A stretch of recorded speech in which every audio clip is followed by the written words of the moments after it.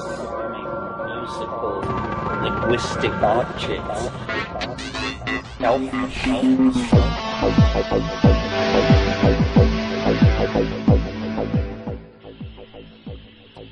Greetings from Cyberdelic Space. This is Lorenzo, and I'm your host here in the Psychedelic Salon.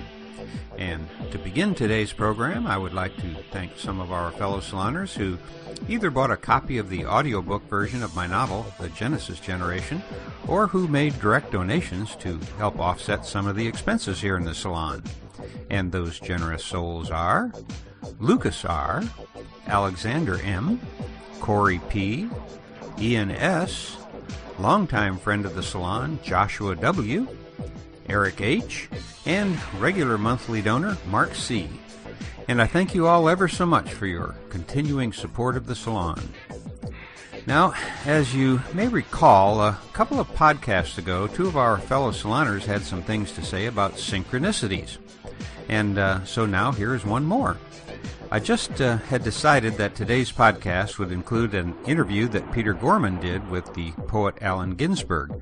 And so I was setting up the directory that I put things into for each week's program, and I opened my email client in order to get a message that I'm going to be reading at the end of today's podcast.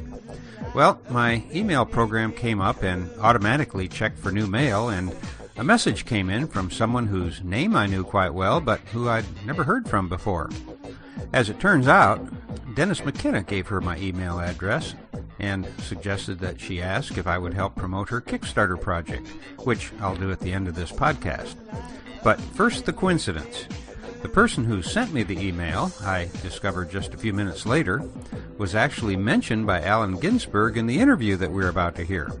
And her name is Joanna Harcourt Smith, and as you know, Joanna was with Timothy Leary at the time he was arrested, or I guess I should say abducted, right after they landed in Afghanistan when Leary was on the lam.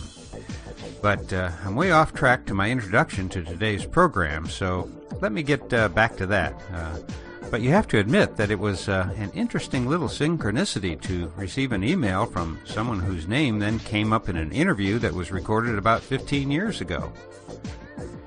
Now, before I tell you a little bit about the interview we're about to hear, it just occurred to me that some of our younger fellow saloners may not be so familiar with the work of the great American poet Allen Ginsberg, who, for me, has been a permanent feature of most of my adult life. It was in October of 1955 that Ginsberg read his famous poem Howl, which, even if you hadn't heard of it, you most likely heard its opening lines, which are, "I saw the best minds of my generation destroyed by madness, starving, hysterical, naked, dragging themselves through the Negro streets at dawn, looking for an angry fix." You gotta love it, don't you? Well, Ginsberg then goes on to talk of the angel-headed hipsters who we now think of as the Beat Generation. Well, that poem didn't directly make it to the small Midwestern town where I was living at the time, but on our senior class trip to New York and Washington, I joined a few brave friends, and we went down to Washington Square and spent the evening in a dingy little coffee shop, listening to mostly pretty bad poetry and drinking some really horrible coffee. But on that night, one of the poets got up on the stage and read that first part of Ginsberg's poem, and I was hooked. The following autumn found me at college, where one of my first purchases at the local bookstore was a copy of Ginsberg's Howl and Kerouac's On the Road. So, while hearing Allen Ginsberg telling these stories may not seem all that exciting to some of our fellow saloners, I do hope that it resonates with you as much as it does with me. And while there's no date on this tape, I think it's safe to assume that it must have been recorded sometime in the summer of 1996. My reasoning is that they are talking about an August issue of High Times magazine that was to memorialize Timothy Leary. And, of course, Timothy Leary died on May 31st of 1996. And as you'll hear, Allen Ginsberg didn't sound all that energetic at the time himself, which isn't really surprising, for, as we know, Allen Ginsberg died in April of 1997. And considering the fact that he'd already suffered 2 strokes by the time this recording was made, I think it quite remarkable and highly commendable of him to agree to this telephone interview with Peter Groman. And as you're about to hear, we're going to be treated to the telling of a story by Allen Ginsberg about a psilocybin trip that he took with Timothy Leary and Jack Kerouac.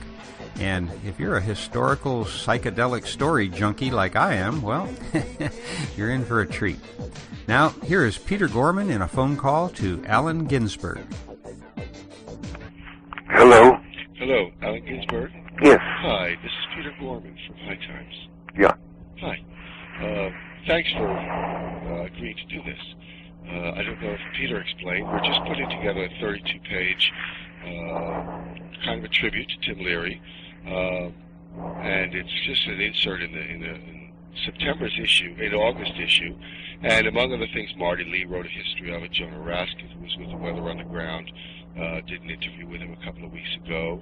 Rosemary weighed in with a piece about the Millbrook bust. And now I've called people like Ken Kesey and Albert Hoffman just to have people tell me a story or two about Tim Leary that would draw a better picture for our readers of who the guy really was, as opposed to who we've read he was. Yeah. So I was hoping that you would do the same. Yeah, and I'm just wondering. I saw him in January. One thing that was amazing, he was full of spirit and quite tender. The illness has brought out a very tender and affectionate side to him.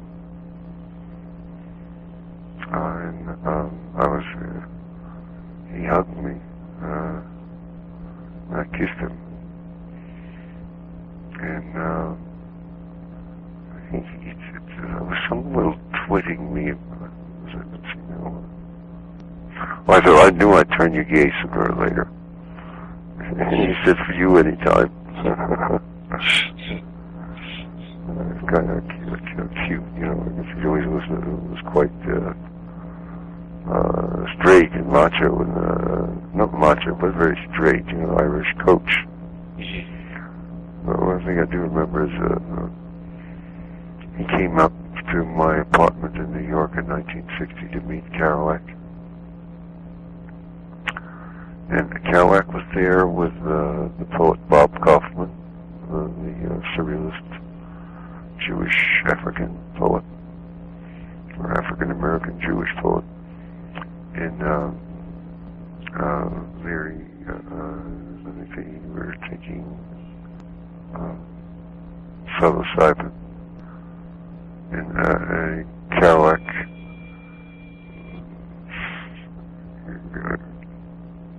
called out to him as like Coach Leary, like an Irish football coach, advancing the football game and managing the team.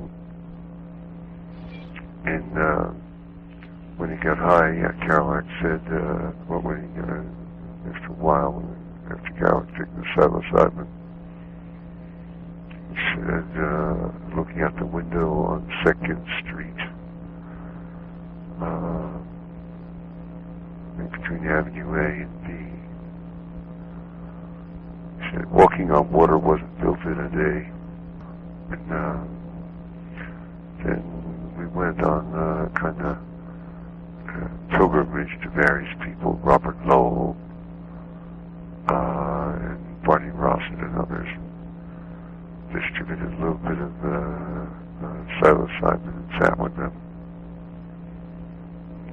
Lowell was somewhat gloomy mood, but liked Leary. And I said, as we left, after Lowell had come down a bit, I gave him a very little amount. Leary gave him a very little amount, or he took a very little amount. Leary gave it to him in his hand and juiced him out. And Lowell was a little gloomy. And I said, well, amor vincit omnes. Love conquers all. And he said, well, I'm not sure of that. Barney Rossett had a sort of a bum trip. He said, I'd pay my psychiatrist $50 an hour to keep me from having this kind of experience. And then he sent me to give some to Thelonious Monk. So I delivered it to his house up near where Lincoln Center is now. And about a week later, I saw him in a 5 spot and asked him what he thought of Leary's pill, the psilocybin. He said, got anything stronger? And then we gave some to Dizzy Gillespie. I asked him what his reaction was about 2 weeks later, again in the 5 spot. He said, anything to get you high, man. There was a time the government had set him up. But the key thing was the reason they wanted Leary was that he had escaped through the offices of the weathermen, I believe. And the heads of the FBI were trapped because they had been wiretapping the weathermen. And it was illegal for them to do that.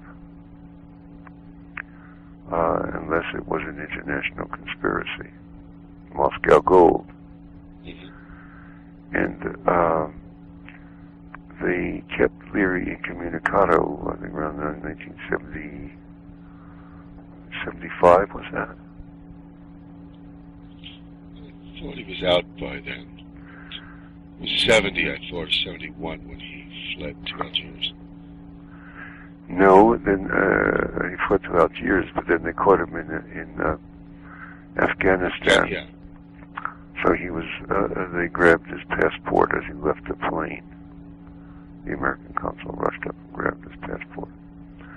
So he was then without passport and then expelled from Afghanistan to the United States, where he was in jail for quite some time. You have all that on record, don't you? Yes. Yeah.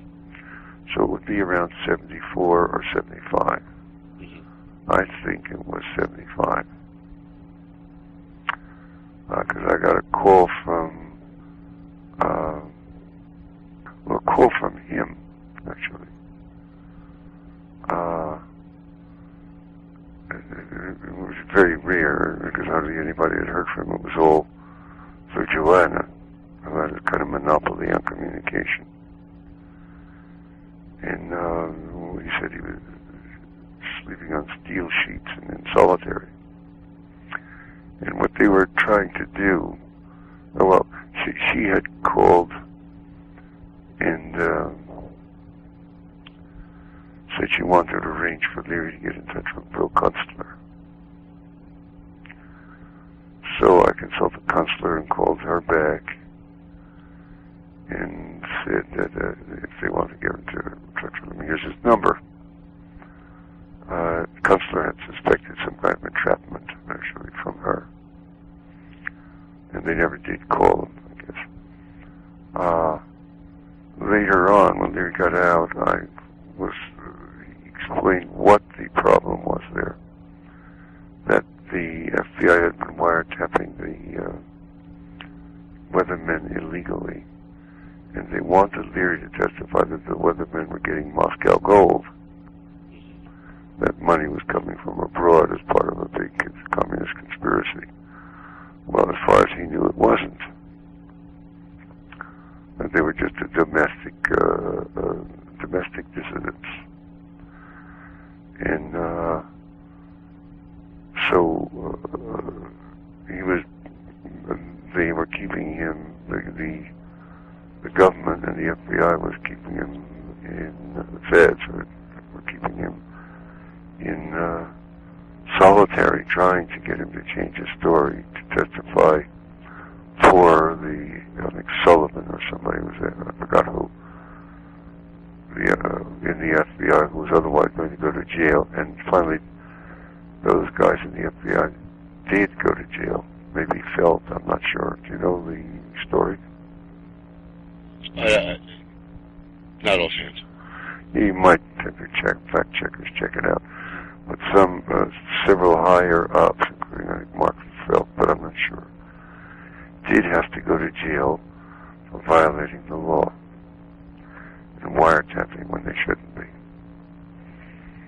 And the people on the left, some of the lawyers, I think Michael Kennedy, were claiming that Leary had sang, naming names.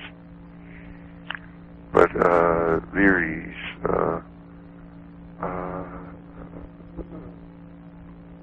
account was that he'd actually refused to cooperate with the government, and thus the trial of the FBI people went on and they went to jail. This was at a time when the left was disillusioned with Leary. He had fled with the Weathermen, and they had made him from jail, and they had made him sign some kind of a manifesto addressed to me, partly,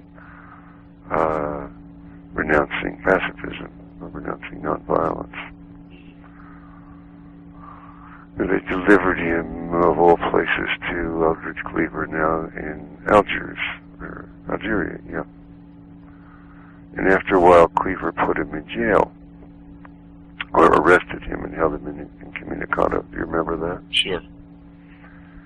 And years later, they met again in jail and went over what happened, and it turned out that the FBI, or the CIA, one of the government agencies, had been feeding disinformation to Eldridge Cleaver, saying that Leary was a member of the CIA and was there to infiltrate and spy on them.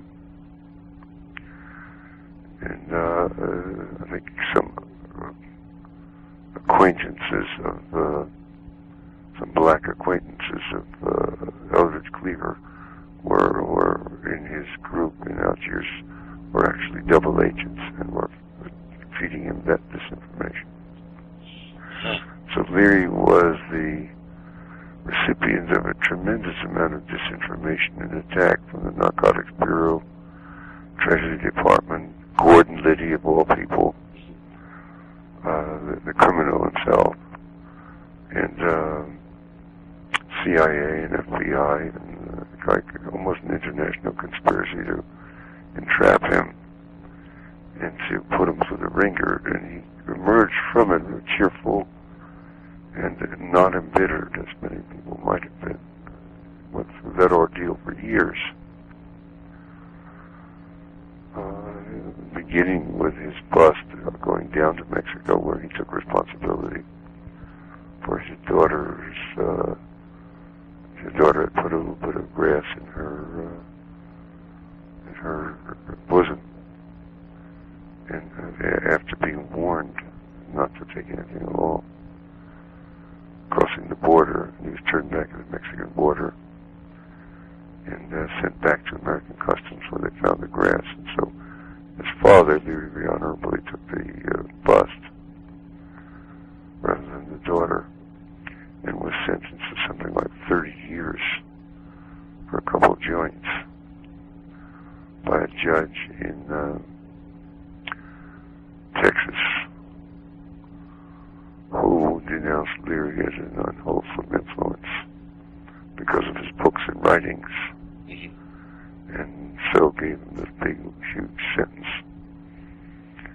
which was constitutionally questionable, because you can't sentence a person for his books and writings. Right. And so the sentence was again one of these exorbitant miscarriages of justice, which was righted in an odd way by a lawyer from Texas, whose name I've forgotten, who won Leary's appeal for the bust on the technicality that for him to register with the marijuana for the Marijuana Tax Act would have put him in I think, double jeopardy or something like that, or forced him to testify against that case. And in that release, many people were also released because he had overturned the Marijuana Tax Act law. That was the beginning of his troubles. Yeah. Well, not the beginning, but that was the beginning of his incarcerations. But before that, his troubles were initiated by none other than Millbrook, by none other than Gordon Liddy, who himself later was convicted of all sorts of crimes. Wretched.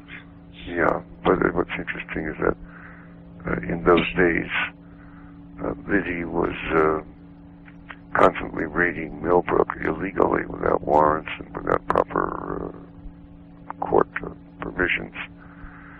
And I remember there was an ACLU man called Noel Tepper, a lawyer, I think, in Poughkeepsie, whom I interviewed around that time. I went to see what I could help, what I could do to help.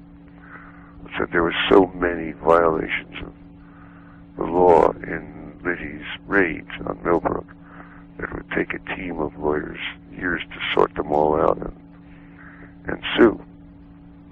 So Liddy got away with it, but he himself was such a wild man and a nuisance that they didn't want him around Poughkeepsie running for district attorney, because he was an assistant district attorney. So they bounced him off to Washington, to the White House, where he became part of the, I believe, the Nixon, Plumbers Group or something. Sure. Yeah, not only that, but also the part of the White House group, advisory group on drugs, no less. Liddy had parlayed his illegal activities in raiding Millbrook into a White House advisory job. Okay. Thanks. You have enough? I got plenty. Yeah. Is it possible for you to send me a little... I'll send you a copy, and I'll send you a transcript of everything you said. Or your edited version, yeah. Okay. Both? Oh, yes, of course. Yeah, you can send it by fax. Do you have our fax number? I think 675-1686. Yeah, then I can respond in a day or so. Thank you very much. Yeah, thanks for the time. See, if stuff is printed in my name, I get responsible for the syntax. Exactly. And I have a bibliographer who puts all that down, and it's already a 2-volume bibliography, which is enormous. So I have to be careful that what I print under my name is what I have edited. Right. Okay? Yes. Yeah. You Thank bet. you. Thanks Bye. very much. Bye. Bye-bye. Before I forget, seeing as how Eldridge Cleaver was mentioned, I probably should remind you that some years ago I discovered an old cassette tape on which Eldridge Cleaver had recorded a personal message to Timothy Leary, and it was several years after they were both out of prison, and actually not too long before both of them died. But if you haven't heard it, you may want to take a listen. It's quite interesting, I think, particularly if you're familiar with some of the history that those two shared. And I'll post a link to it along with the program notes for today's podcast for you to download or listen to if you want. Now, what we're going to hear next is an interview that Peter must have done around the same time with Ram Dass, who, as you know, was known as Dr. Richard Alpert at the time he and Timothy Leary were doing research at Harvard, again in Mexico, and eventually at Millbrook in upstate New York. And while the portion of this interview that has survived for us to hear is quite short, it does contain at least one funny psychedelic tale that I think you'll enjoy. So here is Ram Dass speaking with Peter Groman sometime in 1996.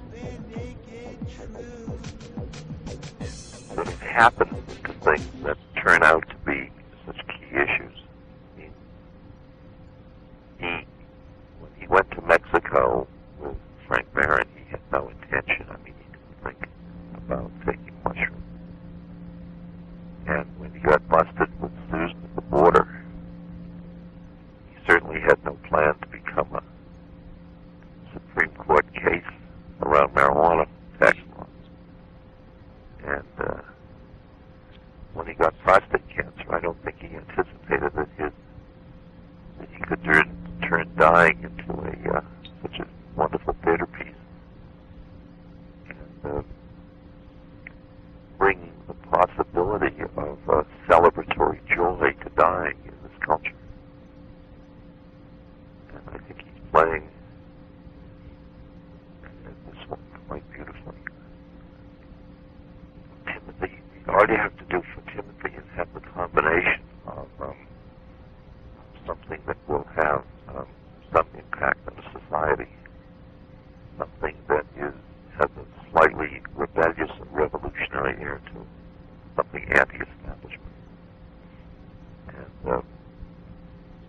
something that intellectually reflects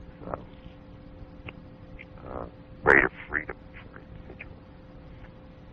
I guess our play a lot has been around the consciousness, the freedom for individuals to use their own consciousness the way they choose. Mm-hmm. Well, Timothy, he's always pushed the system. I mean, I remember when we got thrown out of Mexico, we then came back to Boston, and Timothy clearly couldn't stay there. I mean, we'd been thrown into Harvard, and we had no business in Boston, really. And so Timothy made a deal with a guy who was a political heavyweight down in Dominica. And we decided we'd all move to Dominica, an island in the Caribbean. And so Timothy went down with the advance guard and children and families and so on, set up shop. And I was to come afterwards with a Land Rover and all this stuff. And you had to go to Antigua first to get to Dominica. And so I came down maybe 2 weeks later, was on Antigua swimming in the evening, waiting the next day to go to Dominica. And across the beach came Timothy with all of his merry band. They'd already been thrown out of Dominica because of Timothy's involvement in the politics. So we were now about $50,000 in debt. All of our stuff was on a ship coming to Antigua and Dominica. And we had already been thrown out, so we set up on the island of Antigua where we rented an old bar called the Bucket of Blood. And we moved in. And we found that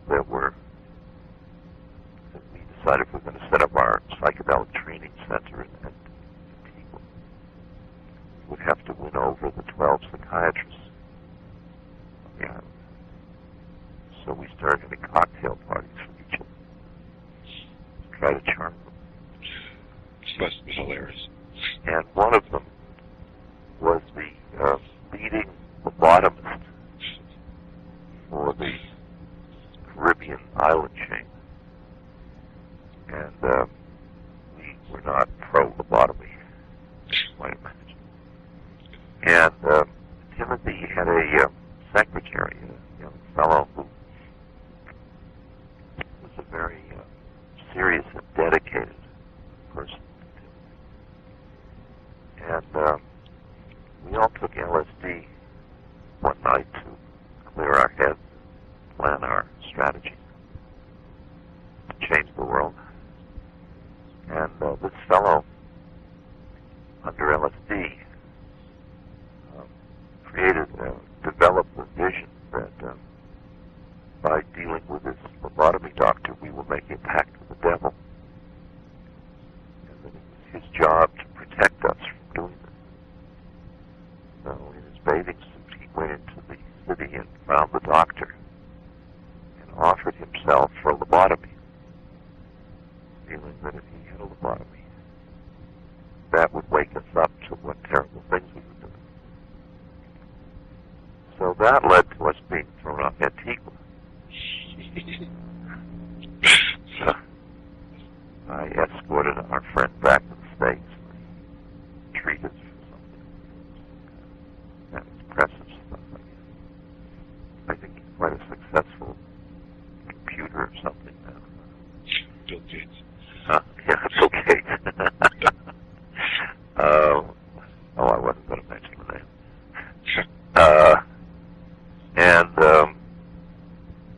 So then we came back to Boston, our house, which we still had. And that's when Peggy Hitchcock, who was hanging out with us, said that she thought her two young brothers had just bought a cattle ranch up in New York State.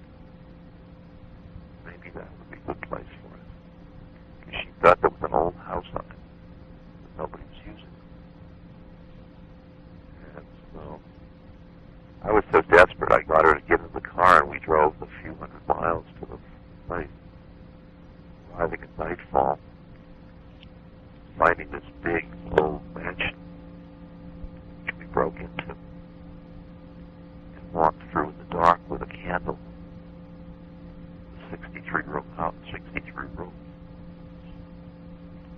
9 bathrooms. And this place was all boarded up. So we moved there, and Timothy started in Millbrook. Millbrook was one of his finest hours, I think, that first year. Because we created a salon that's so colorfully dramatic. You have the backdrop of this house, which was owned by the Mellon family, which got 3,000-acre estate. The other house being an Italian marble bungalow, it was called. We had the boys cavorted with all the models from New York, using a helicopter to drop down to our house. And we had Charlie Mingus out in the field. Unfortunately, that's all there was of this recording, but I still thought it would be fun for you to hear Ram Dass telling about a few of his own psychedelic adventures. And in case you haven't been with us here in the salon since the beginning, you may want to go back and listen to one of the podcasts that I did with Gary Fisher. I think it might have been my podcast number 98. As you know, Gary was part of what Ram Dass just referred to as the advance party when they relocated to Dominica, and Gary has some really funny stories to tell about that little misadventure, including the night that they panicked and buried all of their acid on the beach, only to discover the next day that the tide had washed it all out to sea. Of course, they didn't think of it as all that funny at the time. Now, the concluding interview that I'm going to play for you today is the interview that Peter Groman conducted with Aldous Huxley's widow, Laura. And if I'm correct, for this interview, we're going to go back a bit further in time to 1993, when Peter was working on the LSD anniversary issue for High Times, the one that you heard about in my previous podcast where he interviewed Dr. Oscar Janiger. And like many of us who were living in Southern California during Laura Huxley's last years, I had several opportunities to visit with her, both in her home and at several public events. In fact, I'll never forget seeing her holding Ram Dass's hand as he sat in his wheelchair while she danced around him, giving him a twirl or two in his chair while a musician played the flute. And if you knew Laura, you can just imagine the twinkle in her eyes, laughing at her own mischief, while good old Ram Dass sat there very stoically with a benign smile frozen on his face. It was one of those snapshots in time that one never forgets. But I digress once again. So now we're going to hear some of the stories that Laura always loved to tell whenever she had a chance, and as you will discover, she had a great flair for their telling. Well, I explained yesterday sort of the project, and I know you've got a lifetime of experience, and unfortunately, we have a very short space for each of you. So, I was hoping you might talk to me a little about your early work before LSD with Aldous and yourself, your own experimentations, and your feeling about the work you did with psychedelics, and then particularly how that related to LSD, to be part of this mosaic that I'm kind of painting. Well, that's in 5 minutes. All right.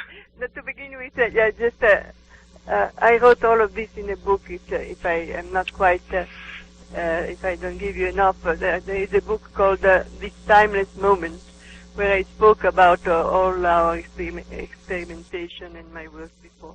Who published it, just so I can put it in the introduction? Yes, it's originally published by Farrar and Straus.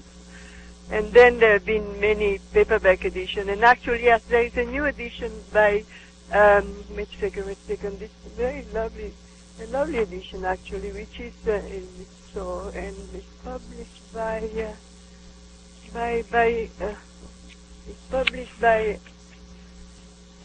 the one that is published now is by, Mercury House.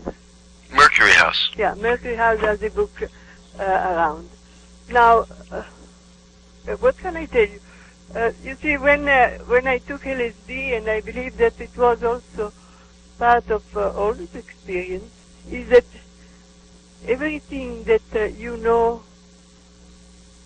and you don't know, you know a little bit, you have glimpses and things like that, then becomes very real and much more intense. Mm-hmm. Well, but LSD was not the first. You had done mescaline earlier, or no? No, I just I did my first experience with Aldous with LSD. Okay. No, I had done none of these things before, not at all. Before I met Aldous. Uh-huh. And did you, I don't know, I mean, you wrote a whole book. You're giving me one sentence. Well, yes, I wrote maybe half of the book. It was extraordinarily revealing and shaking and beautiful and aesthetic and passionate, everything. When I look to these experiences, I see that they were there in essence before, but they were not manifested.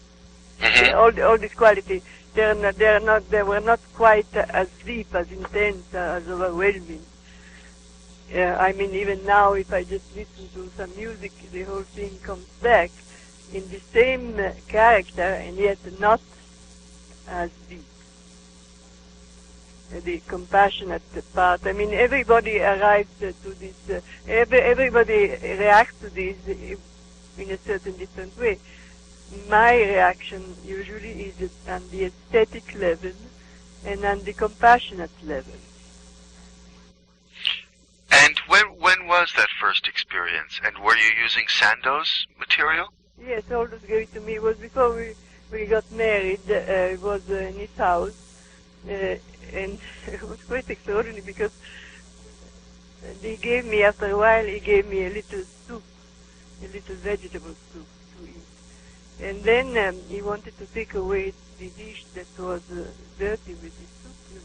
He wanted to wash it. And I wouldn't let him do that because to me that was the entire cosmos. This dirty dish became a picture of the cosmos because there were little pieces of vegetable here and there in the round, white place. And it was so beautiful that I would never have washed a dish like that. Just to tell you a little example, but that's what I remember now. And so what year was it that you did? Oh, that was 55. 1955. We married in 56. That was in 55 in the spring, I think. And so, I was told, I think Oscar Janiger, do you know Oscar? Oh, yes. So Oscar said that he had administered LSD to Aldous at one point. No, I don't. No, I think Osmond did that. I don't think Oscar. You're speaking about Osmond, Humphrey Osmond. I could be mistaken. I've been talking to a lot of people. Humphrey Osmond is the one that came before, when Aldous was still married to Maria, before Maria died. Osmond was invited. If you look in the volume of letters, which is a wonderful volume, the letters of Aldous, they invited, Aldous and Maria invited to be their guests, and in fact they did not even know him, but they invited to be their guests. They became close friends, wonderful friends, and he was the one that administered to Aldous the LSD, not Oscar. Okay. That I'm aware of. And then was not, I think that first time, I think he took mescaline. I'm not sure about that, but it's all written up very precisely in the book, of course, in the official biography. Did you, after your first experience, how many more experiences did you have? Oh, altogether, I have had about 6 or 7. And Aldous altogether had probably 10. We never took that, but once every maybe 6 months or once every year, something like that. Again, if you want me to be precise, you better read that volume, because in there, when I report something by writing, I check it again and again, and I'm very, very precise, particularly about his death and about the schedule of that. Now I can tell you, and it is also correct, but not as precise. I won't do anything that will. I won't do anything that calls on precision without double checking the volume. I'm just trying to get a little bit of a feel, and I think the soup story is wonderful. The feel is it's one of it's like everything else, you know. It's like water. You don't survive if you don't have water, but you know very well that they had a way to kill people by making them drink too much water. And so it is with this drug. It's a heaven and hell, and it's according to what you do with it. And particularly, if you remember, this was one of the favorite things of Aldous, saying that it was a gratuitous grace. A gratuitous grace is neither necessary nor sufficient for salvation. In other words, you can get a gratuitous grace when you are in a state of mortal sin, so to say. And it is what you do with it. I mean, the drugs does not put things in you that are not there.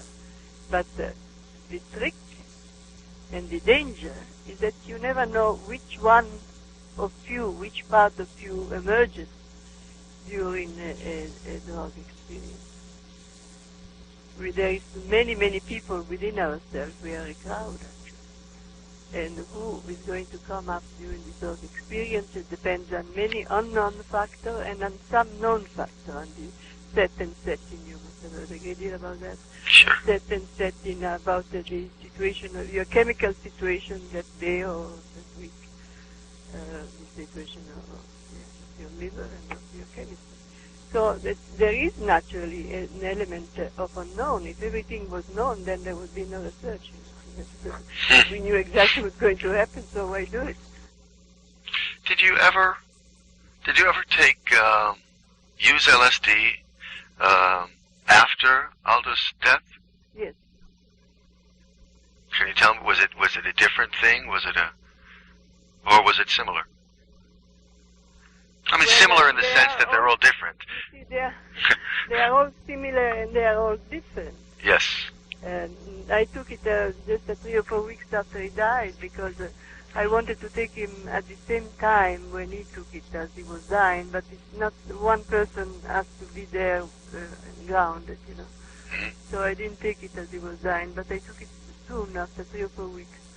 And at that time, the set and setting by circumstances absolutely unpredictable became very trying. I mean, somebody died next door where I was, and something unexpected like that. So the beginning of the experience was not good at all, and then it turned. Then it became again very beautiful.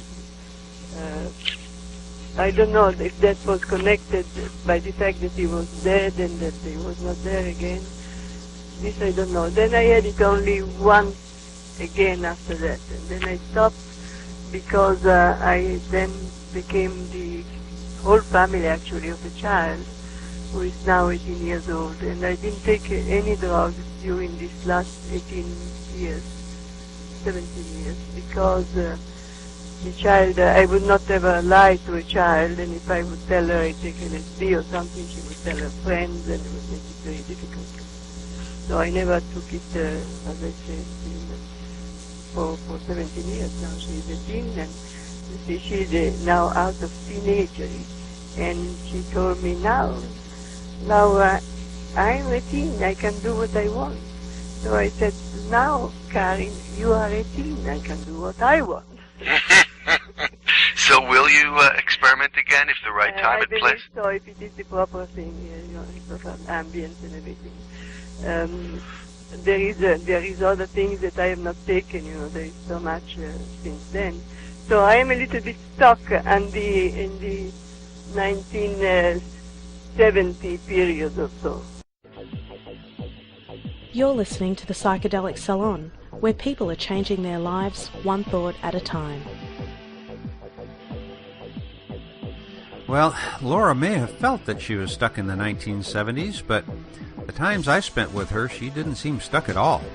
In fact, one day we even marched together through the streets of Hollywood in a demonstration where we chanted, "The violence must cease, our children want peace." And as you know, Laura spent much of her time in the last decade or so of her life working to help underprivileged children get a better start in life. She was a wonderful woman, and largely because of her efforts, Aldous Huxley's name has not yet been buried by the sands of time. So I hope you enjoyed this little audio collage, and there is more yet to come from the collection of the Peter Groman interviews that our fellow Saloner Hector Glass digitized for us, including one with Dr. Albert Hoffman and another with Richard Evans Schultes, both of which will be coming your way in the weeks ahead. But first, let's get back to the present, where I've got a few more things to pass on to you.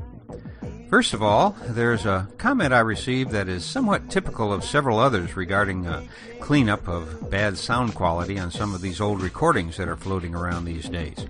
And this one came from Paul H., who said, "Hi, Lorenzo. A couple of years ago on the salon, you spoke of some software or service that you had begun using to improve the sound of some of the old tapes that you were using to make your podcasts. I believe it did something like equalize the sound levels coming from the different source mics used in the recording the tapes.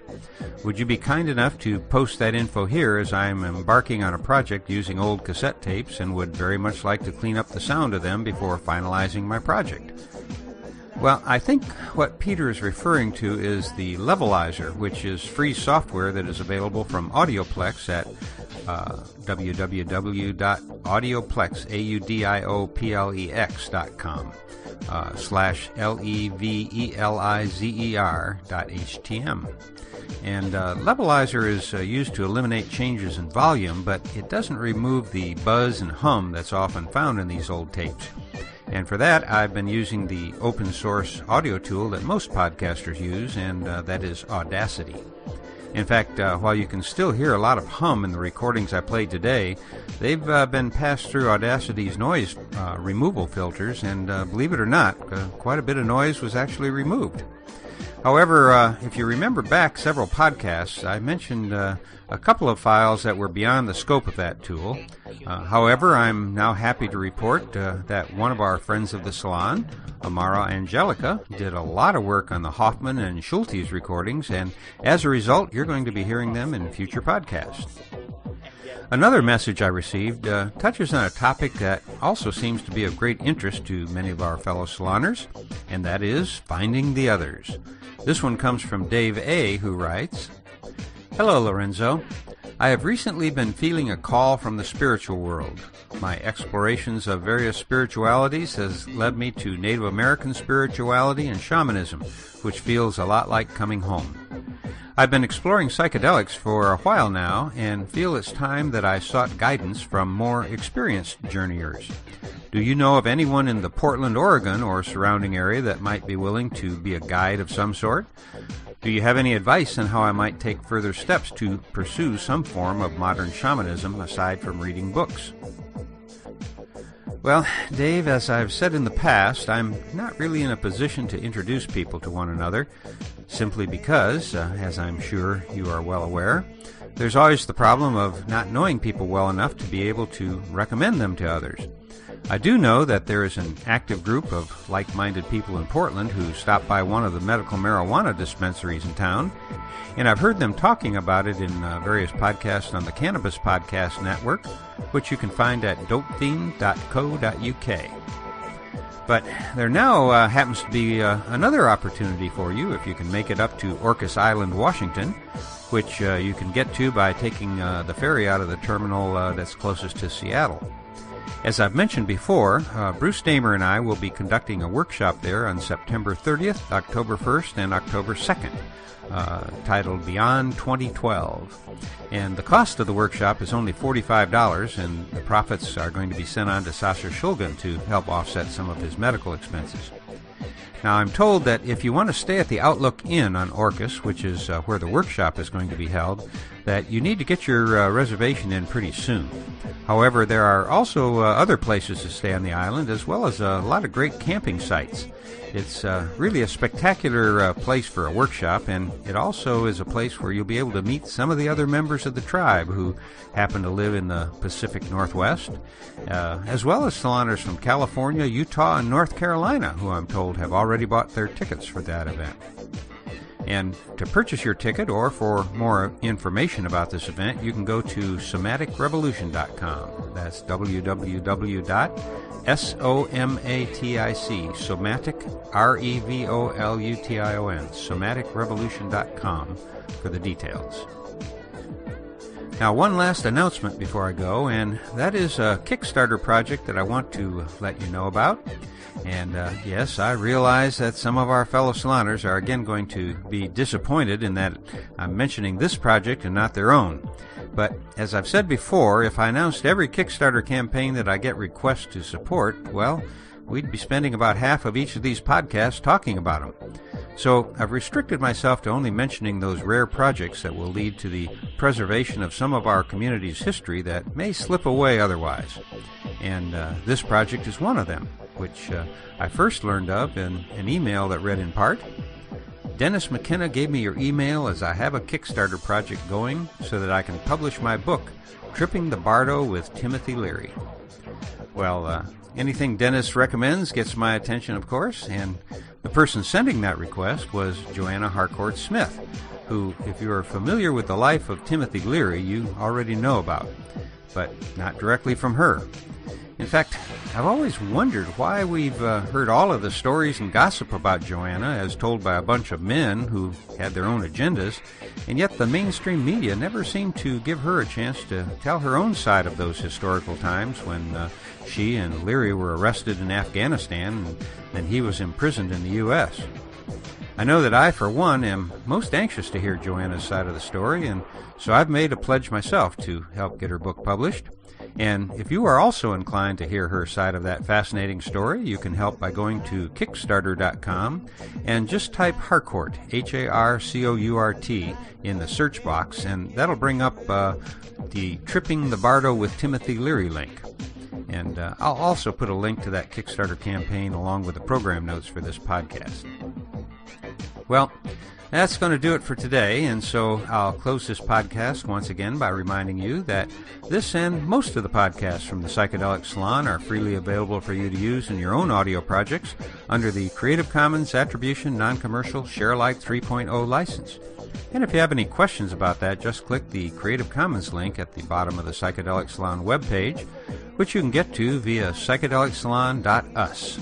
And if you're interested in some of the stories that may or may not have led you and me to where we're sharing this moment together, you can read a few of them in my novel, The Genesis Generation, which is available in Kindle and other ebook formats, as well as a pay-what-you-can audiobook read by me. And you can find more about that at genesisgeneration.us. And for now, this is Lorenzo signing off from Cyberdelic Space. Be well, my friends.